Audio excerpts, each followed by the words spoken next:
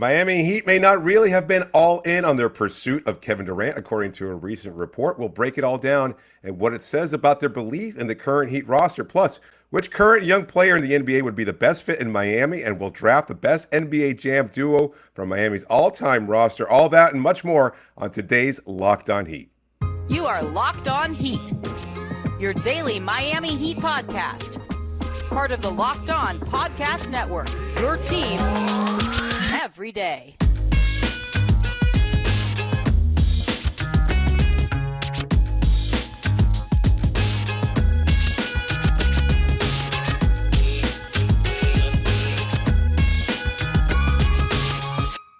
Hello, Heat Nation. It's a Monday edition of Locked On Heat, your daily podcast covering all things Miami Heat. However you may be listening or watching on YouTube, Odyssey, or on your favorite podcast app. Thanks so much for making us your first listen every day. I'm David Ramil, and with me, as always, is my co-host, Wes Goldberg. Kicking off a great week, we'll be drafting the best Miami Heat duo for the NBA Jam from Miami's all-time Heat roster, and we'll also talk about the best young player around the NBA that would be a best fit for the Miami Heat's current roster. But we'll start off with a recent report from Shams Charania of The Athletic. He was appearing on the Stupidity podcast that's part of the Dan Le Batard show.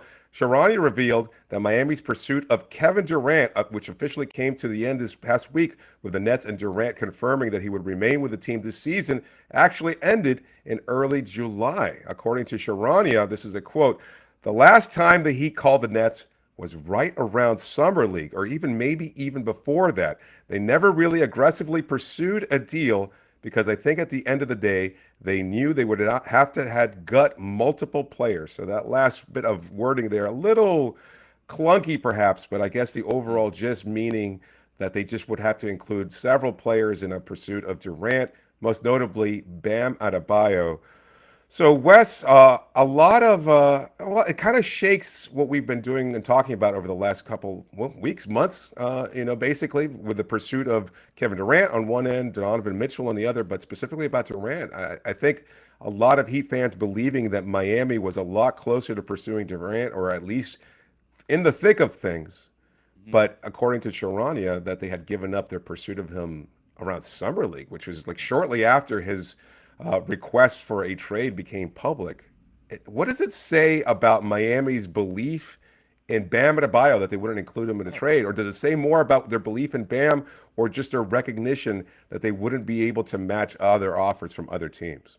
I think it spoke more about their belief that the offer that they did put on the table for Kevin Durant, whether it was right before Summer League or during Summer League, was at least going to be competitive enough to be in the mix, and that they probably got the same intel from other teams around the league that, hey, we're not going to give up our top prospect to Bam Adebayo, and they probably felt similarly about other organizations, right, in the NBA, that Boston wasn't going to go all in with their top offer. Toronto, New Orleans, Memphis, like all these. How many reports have we seen that Memphis won't include Jaren Jackson? Like Toronto's not going to include Scotty Barnes, and so I think their stance and feeling was, hey, well, if nobody else is going to go all in with their best top young prospect, we're not going to do that either with Bam.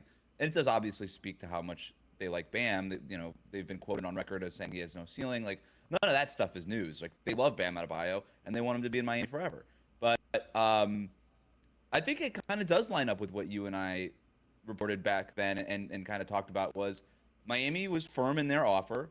I think they did remain hopeful even during Summer League that they could actually land Kevin Durant, and they remained hopeful this entire time, which is part of the reason why they didn't make any other kind of moves, because they didn't want to jeopardize their chance to get Kevin Durant. Like, if they truly did just quote unquote give up on Durant, like, this is a team that could have made other moves 2 months ago if they really didn't think that they had any chance at him. So, like, actions speak louder than words, and by their actions, they've said, hey, there's still a chance, even if it's a small chance, there's still a chance that we could end up getting Durant at the end of the day.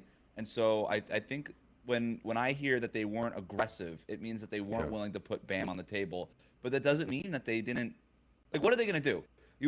Just think about how, like, people think, oh, like this amount of time went by, they weren't interested. Like, that's not really how the NBA works. And they put Tyler Herro, all their draft picks, and whatever salary they needed to match to get Kevin Durant on the table, and that was like, all right, that's our best offer.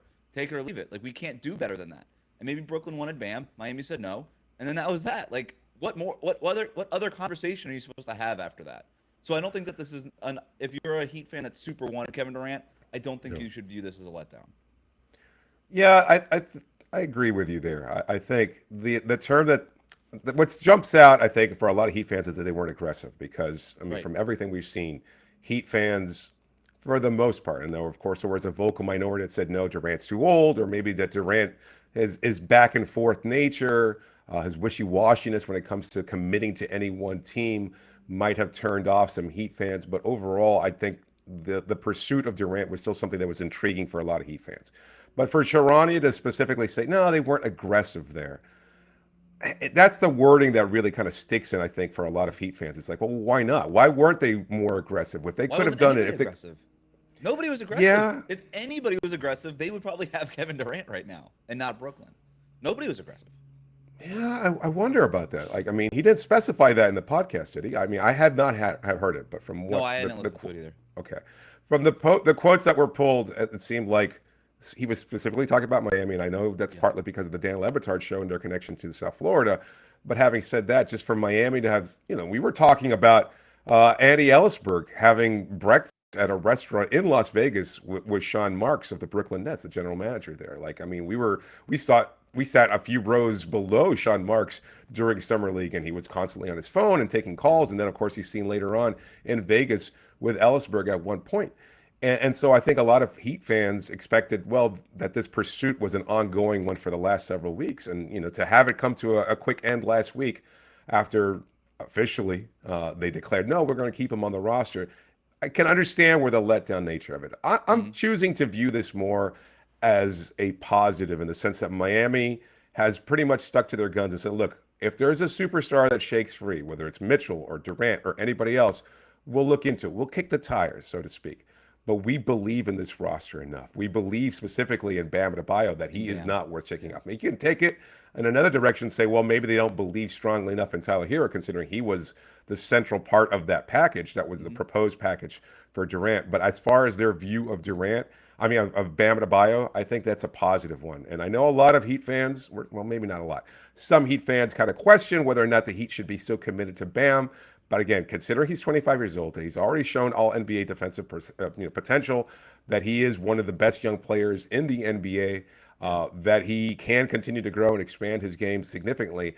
I think it speaks volumes about how strong they believe in this roster with Bam and their ability to remain contenders next year. If you can get a Durant and it takes maybe a kind of decent package around Tyler Herro, one that can contend with Boston's, Memphis's, or any other teams, that's fine. But we're not going to go all in on our pursuit of Durant because we've got enough.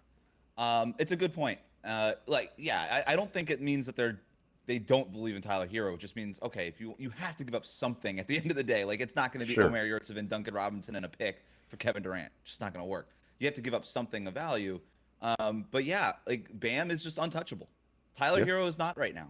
Bam Adebayo is untouchable. Bam Adebayo is untouchable for Miami, the way that Jason Tatum is untouchable for Boston, the way that Scotty Barnes is untouchable for Toronto, the way that apparently, Jaren Jackson Jr. as well as John Morant are from Memphis. Like these are some of the best young players in the league.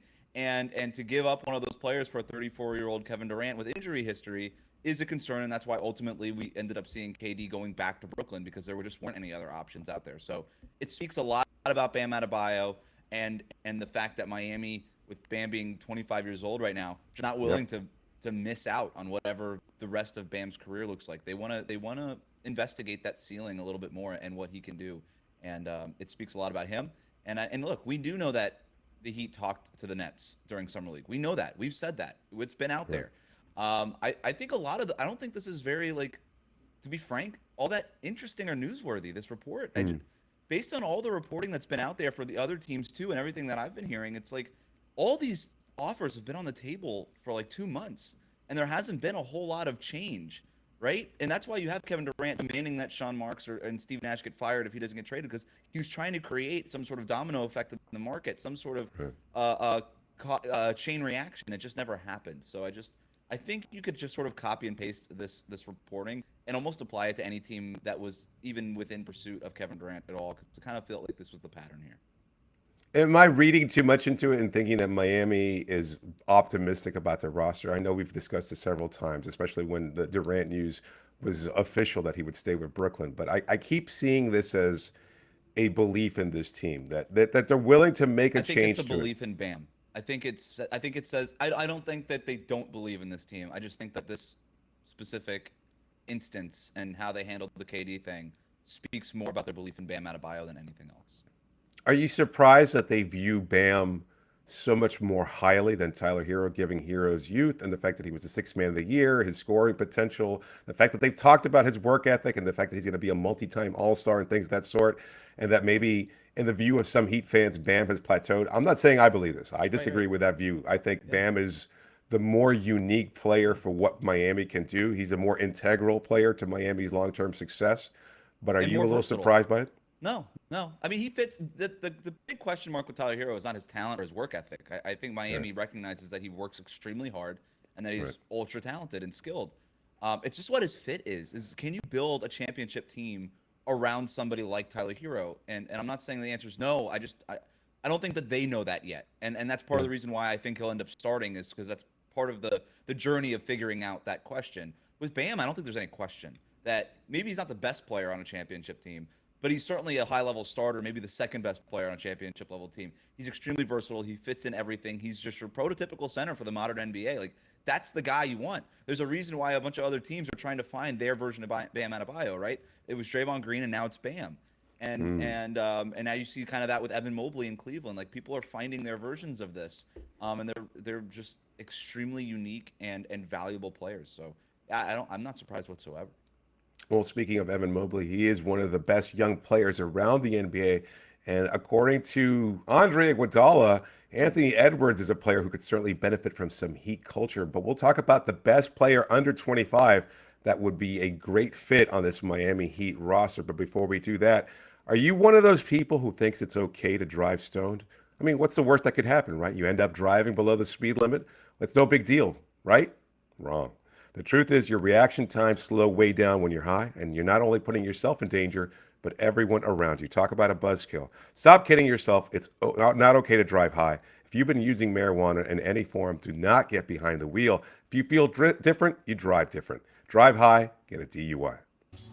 Thanks for making Locked On Heat your first listen every day. And just a reminder that you can always reach us via email at lockedonheat@gmail.com or via Twitter using the hashtag AskHelloHeat. Be sure to please subscribe to the show, and as always, leave a review. We'll be drafting the best NBA Jam duo in Miami Heat history, D. Wade, LeBron, Shaquille O'Neal. But before we do that, speaking of Dwyane Wade, he made a recent appearance on the Point Forward podcast hosted by former Heat player and four-time NBA champion Andre Iguodala. Iguodala and his co-host Evan Turner were talking about the best young players in today's league and somebody maybe that Dwyane might see himself in as far as a comparison to his game or anything along those lines. And Iguodala, Wade, brought up Anthony Edwards of the Minnesota Timberwolves, a great young player, near all-star type potential, and certainly I think one of the players around the league that a lot of people see as the next generation of superstar alongside Ja Morant and others. Iguodala had some comments specifically. He said he recalled a specific instance where Edwards cooked him on a shake and bake move on the perimeter, kind of forcing him to kind of think about his long-term sustainability in the NBA. Maybe it's time to hang it up or something along those lines. And quote, he needs 2 months of Miami basketball and it's over. And then Dwyane chiming in, oh, you think he needs some of that Heat culture? So it's interesting to view, even from players outside of, Iguodala obviously spent a couple seasons in Miami, but just the view of the culture and how it can help you get to that next level. But it kind of started us thinking about, well, which young player around the NBA might be the best fit to this current Heat roster? So this is a little fun exercise that we'll have here. But as we're going to talk about which player, might be the best fit in the Miami Heat roster, I want to throw you a little curveball here because it's easy to say Luka Doncic, right? Young player, great player, etc. Certainly would be a great fit on this Miami Heat roster, but too easy an answer, I think. And so for this exercise, no player under 25 that has currently had an all-star selection. So that limits Doncic. Okay. Take out Trae Young from the consideration. Even take out Darius Garland for the Cleveland Cavaliers. So that's a little bit more interesting, I think. Tatum, I'm sorry?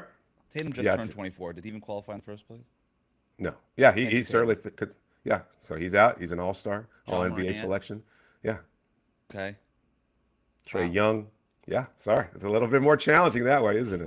Did LaMelo miss it last year? No, he made it. He was an all-star last year, yeah. He was an All-Star last year, and then so was I probably wouldn't have picked Jared Allen, but he was an All-Star last year. He's under 24. I don't think he qualifies anyway. Yeah, he doesn't qualify. Did SGA make it? No, he's not an All-Star. No, because his team doesn't win any games. No. Yeah. Right. All right. Interesting. All right. Last one. Let me see. Did Jamal Murray has Jamal Murray made an All-Star? I think he's like one of those weird ones he has that not. Somehow has not. Yeah, he hasn't. It's because the West is so I don't know that he qualifies in terms of age though. Like he's young, but I don't know that 20, he's. Oh, he's 25. You're right. And we're doing 24 or younger. Okay. 25 under 25. Under 25. So, okay. Yes, 24. So Brandon Ingram. Yeah. Brandon Ingram doesn't count. Can't use him. He made an All-Star a couple years ago. All right. Correct. Interesting. All right. So what are we doing? How are we gonna do this? Well, give me your name. Who do you think? Which player that makes this list would be the best fit on this current Heat roster?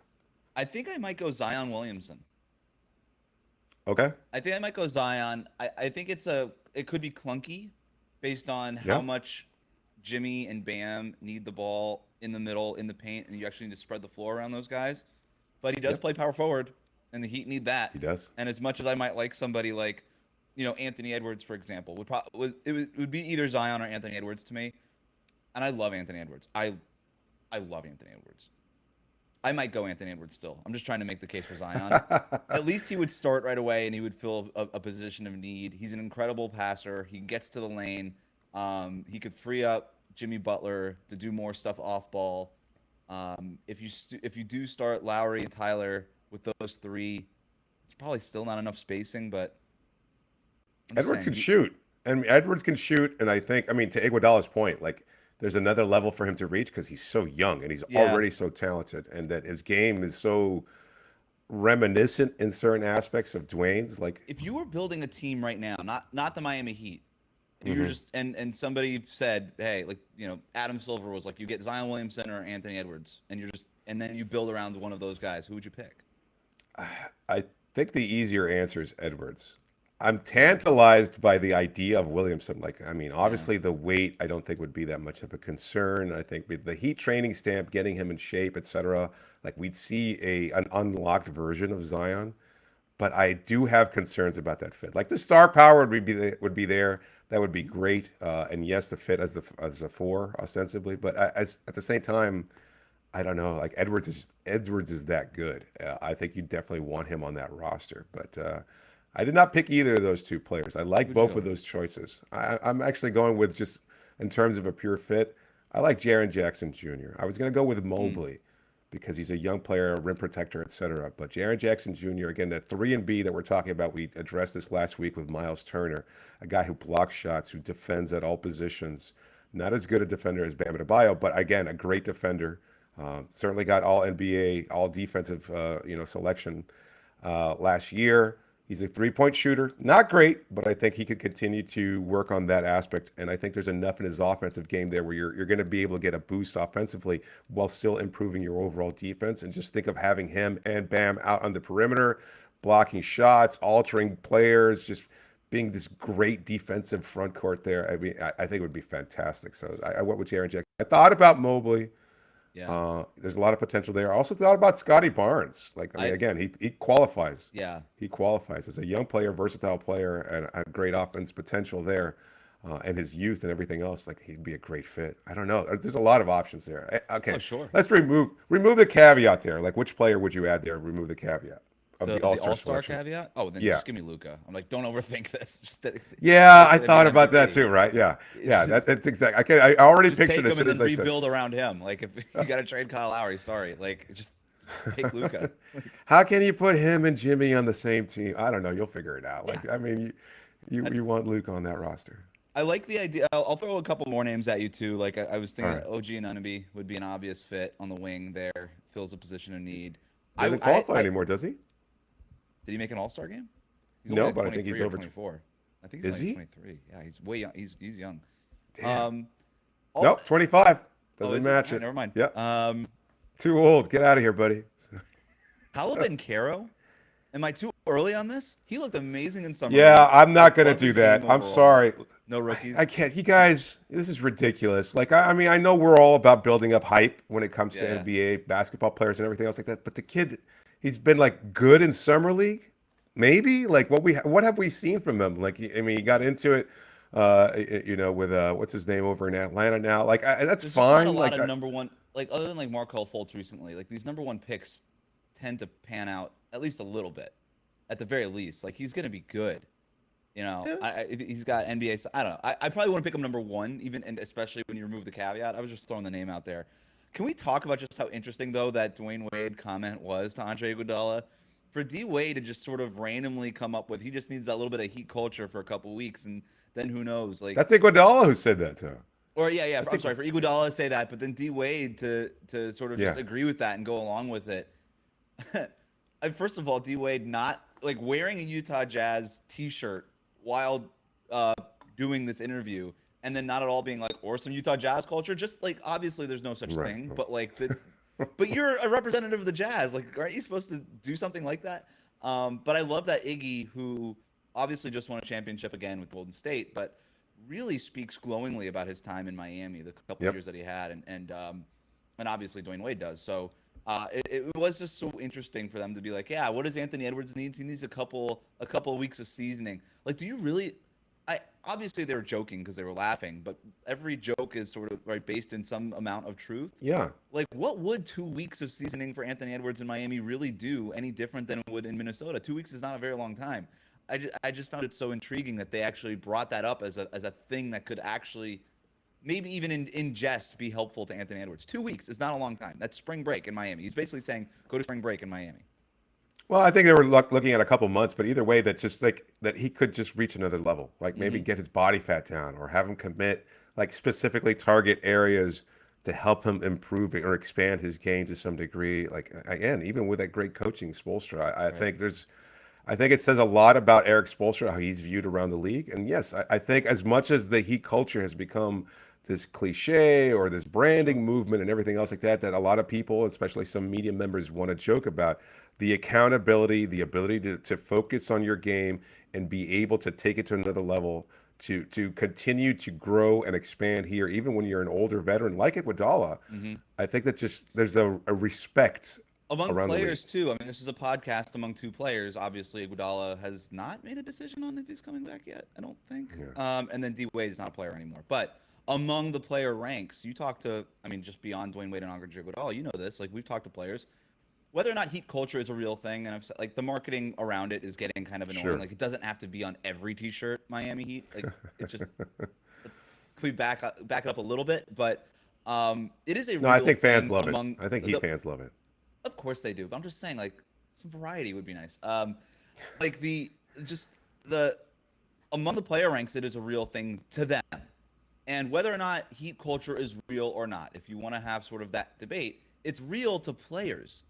Players acknowledge it as something that could be beneficial to them in their careers, and so just because of that, then it is a real thing. Because if all the players believe it, then it is real. It is a tangible thing that is a factor in their decision making among their careers, whether they're free agents or want to get traded or whatever it might be. And so I find that interesting. Again, they were joking about it, but like they were joking about Miami. They just brought up Miami out of nowhere. They didn't say, well, he could use a little bit of that Golden State culture, a little bit of that Boston culture, like the two teams that were just in the finals. Like, they didn't say that. They just brought And up it's not like Miami out of nowhere. Iguodala and Dwyane played at the same time either. Like, their career paths never intersected, and it's like years apart, and still recognizing this team will get you to another level. Like, and that's not to say that Edwards would respond or that it appeals to everybody. And I think what players say, what Spo in particular has said very often, we're not for everybody. That's fine.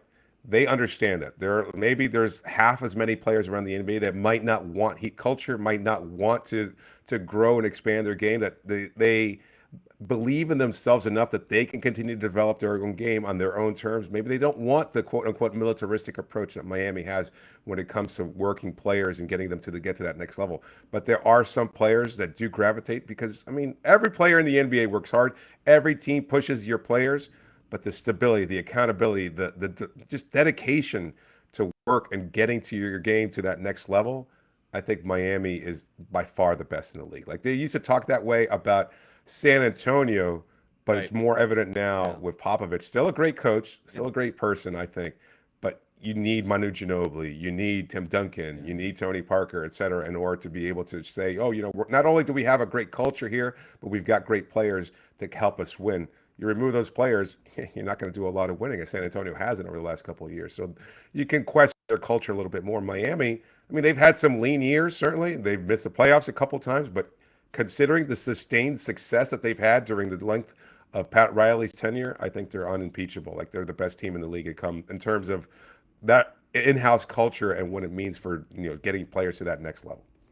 It's been a lot of great players throughout Miami Heat history, and I know we're going to be talking about that next. Nice segue there. Very well done. Yeah, we will be drafting the best NBA Jam duo in Heat history in the next segment. So stay tuned here on Locked On Heat. Thanks for making Locked On Heat your first listen every day. It's been an exciting offseason. We still got some great programming coming up for you over the next couple of weeks as we start sliding towards training camp, media day, just right around the corner. We're almost back, baby. It's going to be an exciting season. I'm starting to get slowly more and more pumped up about it. To be honest with you, I think even as fans are kind of dismayed about the Durant sweepstakes and the likelihood of Donovan Mitchell winding up a Knick and everything else, and Miami maybe hasn't been able to hit that home run. I mean, this team still has Jimmy Butler. This team still has Bam Adebayo. They've got Tyler Herro. They've got a lot of great players on this roster, and I think they're going to be able to, as always, remain competitive and show you what Heat basketball is all about. But Heat basketball has meant different things to different people. There have been a lot of great players, as you said before, on the all-time Heat roster. And so we're going to be drafting the best duo, NBA Jam duo in Miami Heat history. This is more your brainchild, so I'm going to turn this one over to you here. But it's not my brainchild. I'm stealing this idea from No Dunks, the athletic show, formerly The Starter, and I loved it. I loved it, and they did it, I think, just for NBA in general, like current NBA players and former NBA players.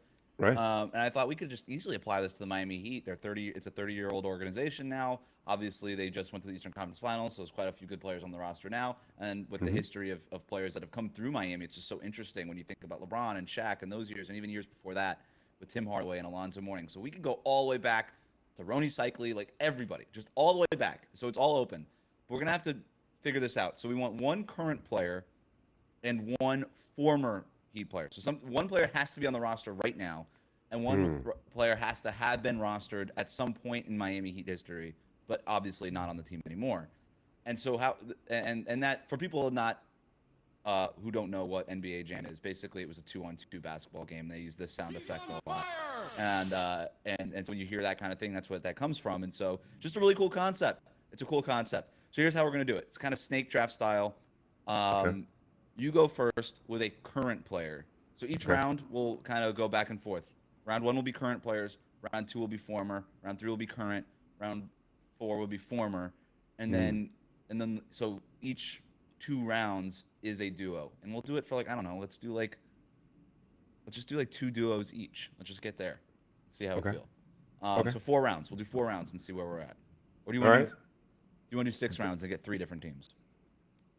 We'll see how it goes. We'll see how it goes. This could totally fail. I have no idea how the segment's going to go. So if it sucks, then we'll just get out of it. I think we're halfway there already, so let's keep it going. You get the first pick. Current player. Okay.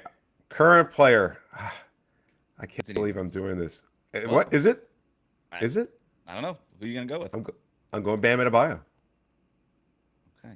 I'm going Bam Adebayo. Now, maybe my recollection about NBA Jams is different, but you need an explosive dunker. You need athleticism. You need athleticism.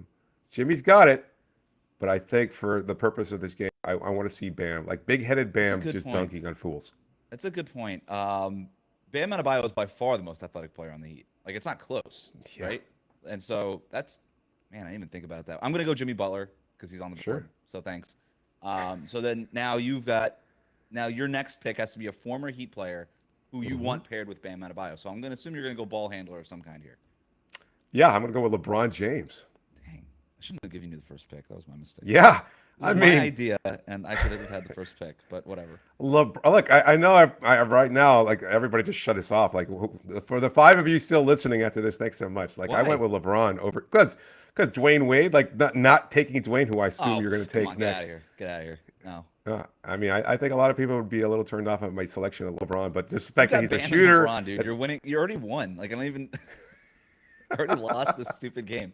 No, it's obvious. You got LeBron handling the ball, throwing lobs to Bam Adebayo. They're running the And fast vice break over and versa. over. I And know. vice versa. But They're so you don't got a versatile. whole lot of 3-point shooting, so you're not going to get a whole lot of like that going on. But all right, so Oh, come obviously on. I've got Jimmy Butler as my sort of wing / ball handler, so it makes a whole lot of sense to go with a big man. But of all the big man in Heat history, next to Jimmy, one that spaces the floor probably makes the most sense. So I could go with Zoe, I could go with Shaq, but one that spaces the floor makes the most sense. That said, Oh. I am not going to take Chris Bosh, although the fit is perfect. Oh my gosh. I'm not overthinking this. Give me the talent, man. Give me prime D Wade, 2008, 2009 vintage Dwyane Wade. Are you kidding me? When you talk about Bam Adebayo's athleticism, no shade against Bam, but D Wade is that era. D Wade, 2006 to 2008, 2009. There has not been a more athletic player in Heat history than that version of Dwyane Wade. I'm not overthinking this. It's 2-on-2. I don't really care. Give me two guys who could score, who you need to be paying a ton of attention to all the time. Give me Jimmy. Give me D Wade. And you know what? I'll put that up against Bam and LeBron. Yeah, I'm sure you're kill us with 18-foot jumpers left and right. Yeah. Left and right and center. not quite the spirit of the game there. Backdoor behind Bam. I have suppose. no idea what happened. Yeah, we'll see how it goes. This is where it gets interesting. All right, no, I'm taking, as far as a current player now in my second round, I am going to take Tyler Herro. Yeah. Tyler, just again, the shake and bake, the quickness, I think he'd rate highly, and of course the 3-point shooting ability. We know he's going to catch on fire eventually. You could go with Duncan, that's a good choice, but I'm going with Tyler instead. All right. Huh. I guess wow, this really is a drop off on the roster in terms of like NBA Jam style players. I'll go Kyle Lowry. I'm just gonna go Kyle Lowry. He's a good point guard, great passer. He can hit those hit ahead passes in NBA Jam, fast break style. Yeah, he can just be a trigger of my offense. Good defender on ball, so he can handle a little bit of your Tyler Herro shake and bake. I'll go Lowry. All right. As far as my veteran's concerned, I'm taking Shaq. Yeah, I feel like that's a disservice to Chris Bosh, but it's prime Shaq. Like, I mean, he'd be a force, right? I don't know. I mean, maybe he's not quite the shooter that CB is, obviously, but I think he'd just be such a force. Again, talk about you're tossing your lob with Shaq. I mean, that's gonna be fun as hell. That would be a great duo. Yeah, I mean, it would be a little bit like D Wade and Shaq early on, right? Give the young guard a big man who could just pair with, and Shaq obviously being. Did you just compare Tyler here to Dwyane Wade? Did you? I did. Are you saying that? Yeah. Are you saying Tyler's better than Dwyane Wade? Is that what you're saying? Sure. Oh, all right, good. At age 22, Let's clip this according out. to Wes Goldberg. Yeah, I've already said Tyler Herro is the closest thing that he'd have to a superstar more than Jimmy Butler. So. Yep, the superstar that's just like Dwyane Wade. I can't believe the it. Tyler Herro thing. You love Chris Bosh on the board. I'm going to go with Bosh. Kyle Lowry and Chris Bosh. Two wily vets. They're not going to be Raps outsmarted connection. by Herro and Shaq. So, I like it. I like Lowry and Bosh together. I actually like that. I like that pairing a lot. Yeah, no, it's fun. I mean, Lowry, the great point guard. He's not dunking though. He's not dunking. Has he ever dunked? I'm sure he can. I've never seen him dunk. I can't recall. Yeah. Maybe early in his career, like when he was at Houston, like before he even like Memphis, kind of broke out with Memphis Toronto, days, maybe. Yeah. But Yeah, that's interesting. All right, let's go one more round then. Yeah, let's do it. Oh, geez. Now it gets a little trickier. So we've got Jimmy, Oh, Bam, and man, Tyler off the board. I'm gonna go with Duncan. Duncan Robinson? Yeah, I like it. Look, I mean, you know he's gonna be. Yeah, certainly that. I could have gone with Max Strus because at least he can dunk. So can Duncan. But I was gonna go with. I'll go with Duncan. I like it. All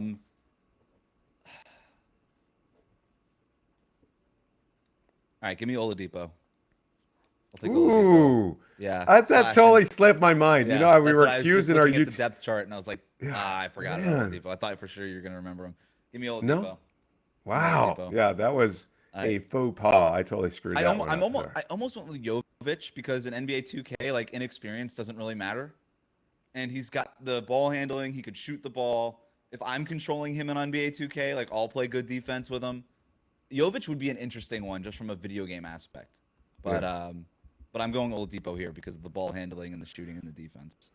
So I wanted to go Zoe, who I think was originally representing the Miami Heat alongside Tim Hardaway. Perhaps I'm mistaken about that. That might have been after they were actually paired together. But I was also thinking about Udonis Haslem just because, the all-time Heat lifer here. But I'm actually going to go with Glenn Rice. I think capable of dunking, but between him and Duncan Robinson, that's a shooting duo that you don't want to face, man. Let me tell you, that's going to be brutal. I like it. You've always been partial to Glenn Rice. I have. I've got one jersey in my collection. It's number 41. That's it. I've got Alonzo Mourning. I've got Tim Hardaway on the board. And I could go Haslam. Just give me Tim Hardaway. His game was made for NBA Jam. Again, I'm okay with the 2-guard lineups. I'm good with it. I'm not that worried. And you got Duncan Robinson and Glenn Rice. I think Depot could play up on Glenn Rice a little bit. Hardaway can guard Duncan. He could chase Duncan Robinson around. I'm good with it. You're not that big, so I'm not going to go that big. So that's fine. Oladipo and Tim Hardaway. I'll tweet these teams out, and people can vote on them. But if you're listening right now, vote in the comments. Tell us who had the best team. So just to recap, David, your first-round teams was Bam and LeBron. That's your starting NBA duo. That's your first choice NBA Jam duo. Correct. I've got Jimmy Butler and Dwyane Wade. Yep. I really like my matchup on you. I really do. Second round, you had Tyler Herro paired with Shaquille O'Neal as your NBA Jam duo. Yep. I had Kyle Lowry and Chris Bosh. And then our third rounds, you had Duncan Robinson with Glenn Rice. Correct. And I had Victor Oladipo with Tim Hardaway. I might have won. I actually might have came from behind after you took LeBron in the second round somehow. The Depot one threw me off. I totally blew that one. I even 3-1 lead there. That's quite possible. Quite possible. Oh man. Well, we'll see. I know I was recently accused in our comments of being overlooking Oladipo and his incredible impact this season, and here I am overlooking him as an NBA Jam participant. Yeah. You went beyond overlooking and just forgetting. You're just. Is he on the Heat roster? Oh, that's right. He is. Yeah. All right. Well, this was fun. Like I said, we'll have some. With Udonis Haslem and Udonis Haslem. One of us could have done that. As a current player and a former player? Could we have? Oh, no, because he's still on the roster, so that breaks the rules that we made up. It's been on the roster for 2 decades. But Udonis Haslem now with 2006, 2007 Udonis Haslem? That would not have been a good deal. All right. Ooh. With the braids. The rose, man. That would have been awesome. Oh, well. Missed opportunities. We'll see. Yeah. I'm sure somebody will have something, another suggestion for us. Who are we overlooking here as far as a former player? Somebody. Yeah. Oh my God, we're forgetting a ton of former players. Yeah. This was not easy, especially off. Cycli, Whiteside, Alonzo. We overlooked him. I'm sure there's somebody else that would have been. Hassan Whiteside. I guess an NBA Jam he'd be good. Lamar Odom. Lamar Odom would have been great. Heck, I think. There's a ton of great players. I'm surprised you didn't go with Brian Grant as one of your selections. I know. I'm surprised I didn't go with Mario Chalmers. That's it. If you had taken Chalmers, you would have. I would have. Jason Capona would be great. He's on fire. The Heat have had so many good three-point shooters. Daquan Cook. They could have taken anybody. Anyway, this was fun. Let us know in our comments who won the game, although I clearly won. Thanks so much for making Locked On Heat your first listen every day. For your second listen, get up to date with the latest news and rumors in the NBA in just 30 minutes every day with Locked On NBA. Locked On NBA, your daily NBA update in just 30 minutes. This is David Ramil signing off for now. Thanks so much for joining me, Wes. He's on fire.